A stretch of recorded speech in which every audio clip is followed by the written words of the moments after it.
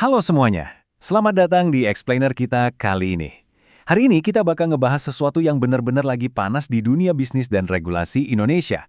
Kita bakal ngelihat langsung gimana pencapaian finansial terbesar dari raksasa teknologi tanah air tiba-tiba berbenturan sama regulasi pemerintah baru yang ngerubah aturan main sepenuhnya.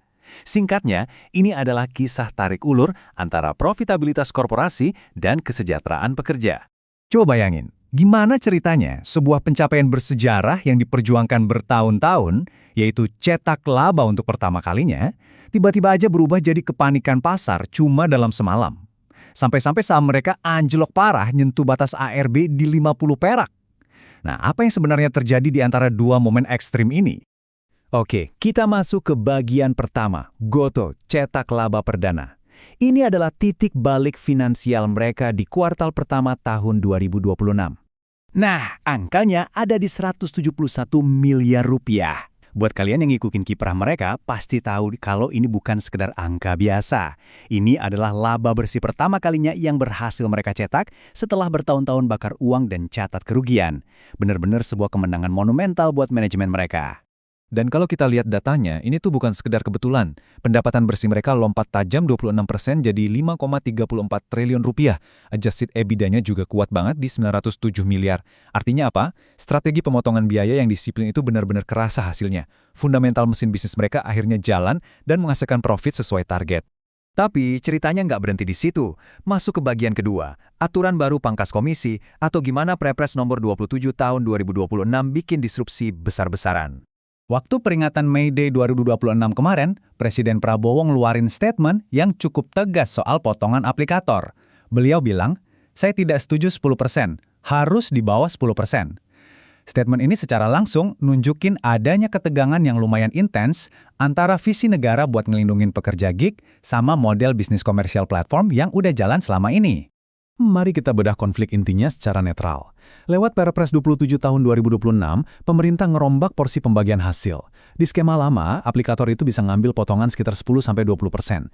Tapi di skema baru, maksimal cuma boleh 8%. Artinya, 92% pendapatan dari setiap perjalanan itu wajib masuk ke kantong driver.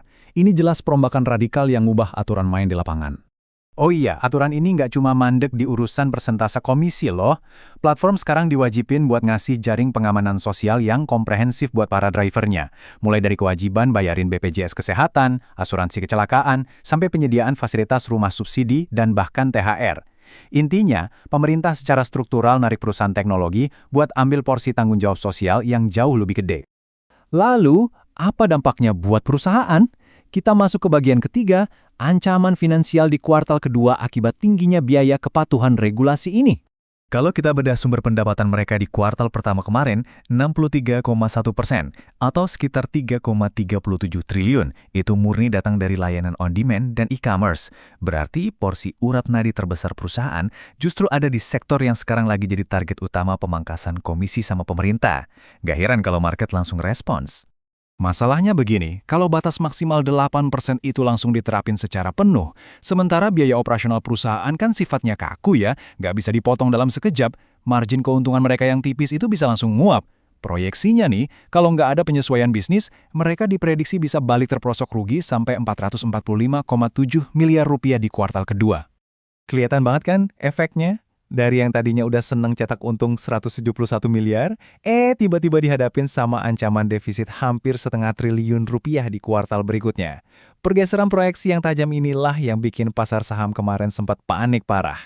Nah, sekarang kita masuk ke sebuah subplot yang gak kalah penting di bagian keempat, masuknya Danantara ke ekosistem sebagai langkah strategis negara. Buat yang belum familiar, Danantara ini adalah badan investasi milik negara yang masuk sebagai pemegang saham strategis di perusahaan aplikator transportasi online. Memang sih, pemerintah sebelumnya udah punya jejak di sana lewat Telkomsel. Tapi kehadiran Danantara ini dilihat sebagai instrumen yang jauh lebih langsung buat mantau dan dorong agenda sosial pro pekerja langsung dari dalam ruang Dewan Direksi. Gimana reaksi pasar soal manuver ini? Lumayan berhati-hati sih. Para pengamat mencatat kalau investor global itu umumnya agak kurang nyaman kalau keputusan korporasi mulai ditarik ke arah penugasan sosial atau politik, ketimbang murni ngejar profitabilitas. Batas yang makin blur antara tujuan komersial bisnis dan kebijakan publik ini benar-benar jadi risiko yang lagi dipantau ketat sama pemegang saham. Kalau kita petakan, tarik ulur ini bikin dinamika untung rugi yang cukup jelas. Driver jelas menang banyak di pendapatan inti dan jaminan sosial, walaupun ada risiko bonus tambahan dari platform malah dihilangin. Buat aplikator, mereka emang dapat kepastian regulasi, tapi ya marginnya terancam kolaps. Terus gimana dengan kita, para konsumen? Layanan dari pengemudi mungkin bakal lebih oke, tapi siap-siap aja. Kemungkinan besar kita yang pada akhirnya bakal nanggung beban lewat kenaikan tarif atau harga. Di bagian kelima, kita ngomongin masa depan, strategi bertahan dan adaptasi. Gimana seluruh ekosistem ini bakal ngerespon situasi baru ini? Ada beberapa langkah logis yang diprediksi bakal diambil perusahaan buat bertahan. Pertama, mereka kemungkinan harus ngelakuin pass on cost, alias ngebebanin biaya ke konsumen lewat platform fee yang lebih mahal. Kedua, kita mungkin harus say goodbye sama banyak promo dan diskon karena anggaran marketing pasti dipotong tajam. Dan ketiga, mereka harus mati-matian maco pertumbuhan di lini bisnis mereka yang nggak kena aturan ini.